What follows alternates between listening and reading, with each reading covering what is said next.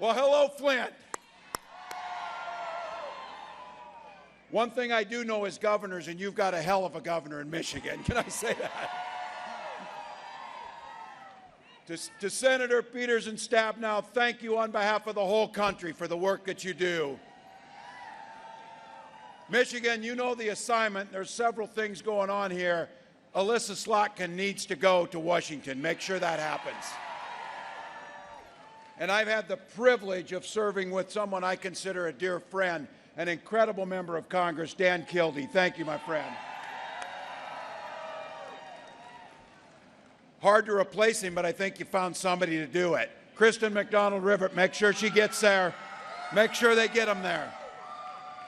Mayor Neely, thank you for having me in this incredible community.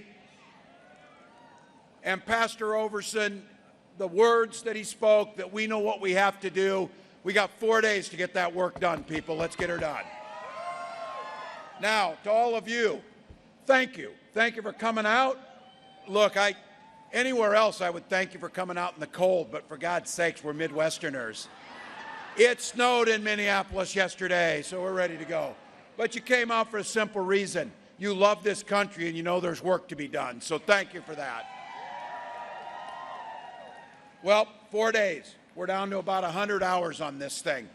This next 100 or so hours in the work we do will shape not just the next 4 years, but the next generation. Hard to believe, but there's still a few folks out there with their minds aren't quite made up. Now, you've heard this from folks. I know you have. Well, I really don't like Donald Trump personally, the things he does. And then you're like, oh, really? You know, we've seen that. But then they follow up, but things were good when he was president. The economy was good. Little fuzzy in how they remember things. So let's just level set here before we understand what's at stake. During Donald Trump's presidency, this country lost 2.7 million jobs, 280,000 in Michigan alone. Unemployment was up, and Donald Trump so botched the pandemic response that we were in Hunger Games with our neighbors to find toilet paper. That was Donald Trump's lack of leadership. But look, if you were a billionaire 4 years ago, like Elon Musk, you did pretty well because you got the Trump tax cut that went right to you. All the rest of us, we got squat out of the deal. Now, you remember a couple months back, they got caught on tape, Donald Trump and Elon Musk. They were laughing how fun it would be if workers went on strike just to fire them. That's how they think about it. But now it gets worse, and you need to know what's at stake. I think this group knows. I know this is preaching to the choir, but our recital's 4 days away, people, 4 days away.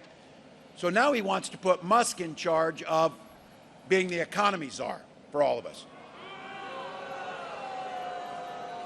Now, Elon says the only way to make this economy work is to crash it, to take it down. And he warned you, though, Americans, this was Elon in his own words, Americans are going to have to be prepared for some hardship. So I would ask all of you, what in the hell does a billionaire know about hardship? These damn people. And then he's talking about $2 trillion of cuts, because that's how we have to make the budget balance, even though Donald Trump called himself the king of debt and drove up the national debt higher than any other president ever has. But Elon says we have to cut $2 trillion. Now, he may be bad at math. We know Donald's bad at math. But to let you know what $2 trillion is, all of the discretionary spending that our government makes in a year is $1.6 trillion. So you're starting to get the math. To get to $2 trillion cuts, you got to go after two things. You got to cut Social Security and you got to cut Medicare. Just so we heard them, J.D. Vance said, we're going to have to cut Social Security. And Speaker Johnson this week said, when Donald Trump wins and they're in charge, there will be no more Obamacare. Getting rid of the ACA means getting rid of the protections for pre-existing conditions, just to be clear. If you're a woman, you have asthma, you've been sick before you had anything, insurance companies make the decisions, not you. Now look, Donald Trump did say he had a plan. No, he didn't. He said he had a concept of a plan. Concept of a plan. And he and the Republicans tried over 60 times to get rid of the ACA. Had it not been the courage of John McCain, they would have succeeded. It's that simple. Might be why John McCain's son is endorsing Kamala Harris for president, too. But look, Donald's not spending any time thinking about ways to make your life easier. In fact, he's not thinking about you at all. Now, look, 4 days. You had enough of this. You've seen a few ads in Michigan, I would guess. You've seen a lot of folks coming through, but hopefully they come and stand in front of you in Flint and tell you what they're going to do. But be clear about this. If you're feeling anxiety or you're feeling stressed or you're worried about this, there is an antidote to that. Go out and vote for Kamala Harris. Instead of wringing your hands, go ring some doorbells for some people. Make a difference. Look, voting for her works. I had the opportunity last week to cast my vote, and I went to the polls with my newly turned 18-year-old son, Gus, who cast his vote. He knew it. You know it. We've got a chance to elect a new generation of leadership. We've got an opportunity here under Kamala Harris in Michigan alone, in conjunction with your governor and your senators, created over 400,000 new jobs. It's a new way forward, and you saw her. You saw what a president looked like earlier this week on the National Mall. And she promised you, and she said, on the first day in the White House, she will go with a to-do list. Donald Trump has told us he will go with an enemies list. And each day he adds names to it, just to be clear. Top of her list, lowering the cost of things for you and your families right off the bat. That's got to be a top priority, putting more money back in your pockets. She will go with that sense of purpose every single day. She has talked about this and will implement it. 37 states have it, but we need it federally. A price gouging ban that makes sure companies can't take advantage of us. Quick primer on what that means. I was with a farmer yesterday in Erie, Pennsylvania, and I said, "What are you getting for corn?" He said, "Oh, about $4.10 a bushel." And I said, "So when grocery prices were cheaper years ago, what were you getting for a bushel of corn?" "About $4.10 a bushel." They're not making any more. You're paying more. Corporate profits have shot through the roof. That's where the issue is, and a national price gouging ban will put more money back into your pockets. That's how it works. Under a President Harris's plan, 100 million middle-class Americans will see a tax cut. No one making $400,000 or less will see any increase in their taxes. That is everybody pretty much I've ever known in my life is where it works. And the biggest impact will be a $6,000 child tax credit in the first year of a child's life, so you can buy the crib, buy the car seat, buy the clothes, get the things done. And extending that cap on insulin for $35 now is capped for seniors, extending that to all Americans who need insulin to protect their lives. Second price gouging primer. Before we put a cap of $35, they were selling it for $800 for one of those little vials. Cost $5 to make it, just so we know how this works. And then she proposed a plan for many of us. And for those of you with less hair or gray hair, you get this. Young people, trust me on this. When you turn 60, you start paying a lot of attention to Medicare. You start paying a lot of attention because it's dignity in your life to be able to afford the care that you need. Kamala has proposed extending Medicare to pay for home health care so our seniors can stay in their homes. Big deal. And I think many folks might not have known this. Currently, Medicare does not pay for vision, for glasses, and hearing aids. We will extend it to those things, too, for quality of life. If you want to own a home, we're going to make sure there's 3 million more units being built and that you get the opportunity to get a $25,000 credit for the down payment to get more people in their homes. And for those of you who want to be entrepreneurs and start that American dream, it costs about $40,000 to get a small business off the ground in the beginning. Currently, the law says you can deduct $5,000 tax credit. Kamala will propose, or we'll put into law, $50,000 to get you off the ground and make it work. Now look, that is not a concept of a plan. That is a plan, and I'm damn proud of it. That is a real plan. I got asked, and the vice president got asked, well, how will you pay for this? Well, for starters, we'll have Donald pay his damn taxes, and we can go from there. Elon can pay his taxes. But in all seriousness, they do have a plan on the other side. It's called Project 2025. Folks, they have thought about this long and hard. They have brought the folks in who want to reimagine what America looks like, skewing the system for a few. I said, and they're pretending now, oh, this doesn't mean anything. Bull crap. They created that thing just like I said, you create a playbook in football so you can execute the plays. They plan on doing this. This playbook is a damn nightmare for the middle class. Look, in this thing, they're going to repeal the bipartisan infrastructure law. To these members of Congress who helped pass this, this was the most significant investment in American infrastructure since the Eisenhower interstate system. It is huge. It is huge. They'll repeal that, take back the jobs. Repeal the Inflation Reduction Act that's moving us towards a better and a cleaner energy future. They will pull that back, costing hundreds of thousands of jobs, many right here in Michigan. And then, because Donald Trump appears to be unable to understand that when you slap a tariff on goods, the people pay for it.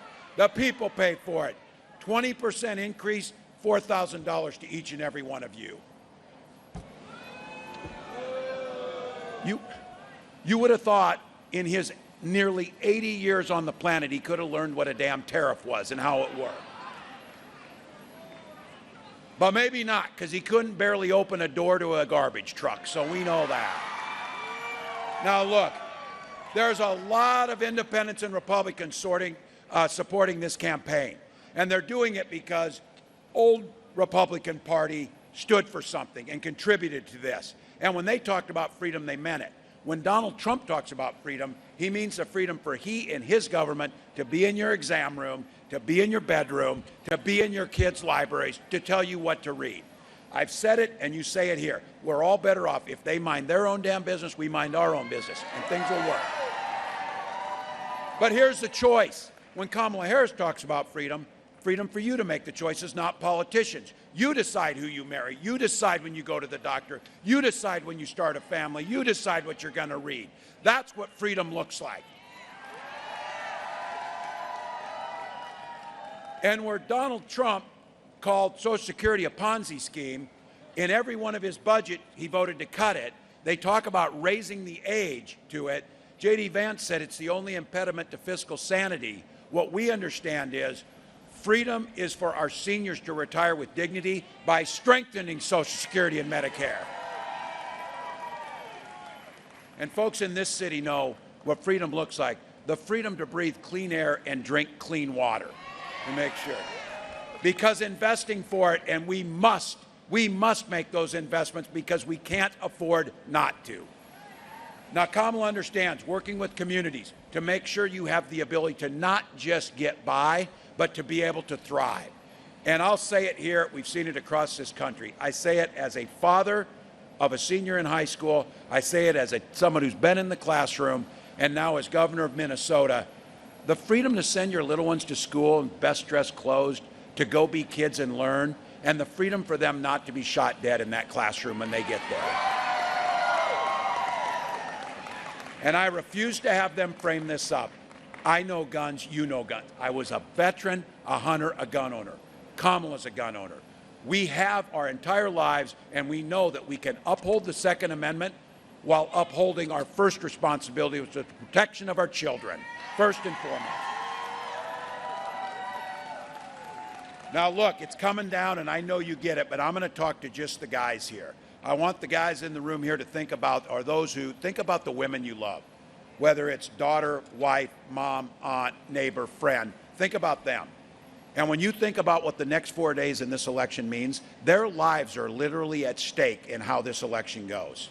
Donald Trump's the guy who appointed the Supreme Court justices who overturned Roe versus Wade. He brags about it, and those women you're thinking of right now, they have fewer rights than their mothers and grandmothers had because of Donald Trump. 20 states have Trump abortion bans. Yesterday, and this nightmare continues on with him as he spirals down. Yesterday, he told us he is going to put RFK Jr. in charge of women's health. And he told the women here that he would be your protector. And he added, he said, I quote, I'm going to do it whether women like it or not. Which is pretty much what he's done his entire life. Well, now we're seeing it. Women turned away from emergency rooms, miscarriaging in parking lots, whether they like it or not. Survivors of rape being forced to carry those pregnancies to term, whether they like it or not. Fertility clinics having turned couples away at the door, whether they like it or not. This is personal for me and my family. We had fertility issues, but we had fertility treatments, and we had our beautiful daughter. And I will be damned if anyone in this country should be denied the right to have their family of their choice. When Congress and we get the majority back in the House of Representatives and hold the Senate, and we restore reproductive freedom, Kamala Harris will sign that bill into law. Folks, it's pretty simple. Kamala Harris and I trust women. And I have a feeling that women across this country of every age, of either party, are going to send a loud and clear message to Donald Trump next Tuesday, whether he likes it or not.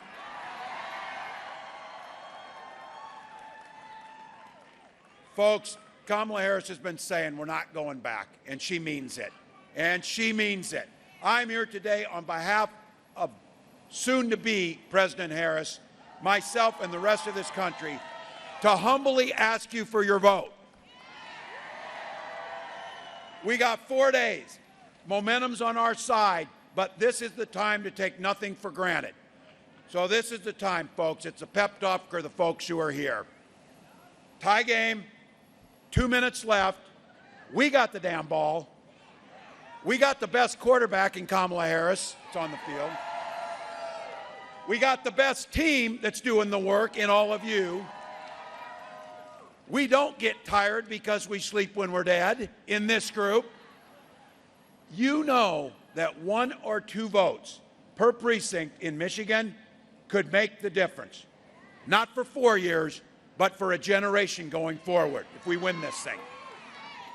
There's going to be a time when, and I know the young people find this hard to believe, you're going to be older, you're going to be sitting in that rocking chair on the porch rocking, and a little one's going to come up to you and they say, tell us about the time in 2024 where we saved democracy. What did you do?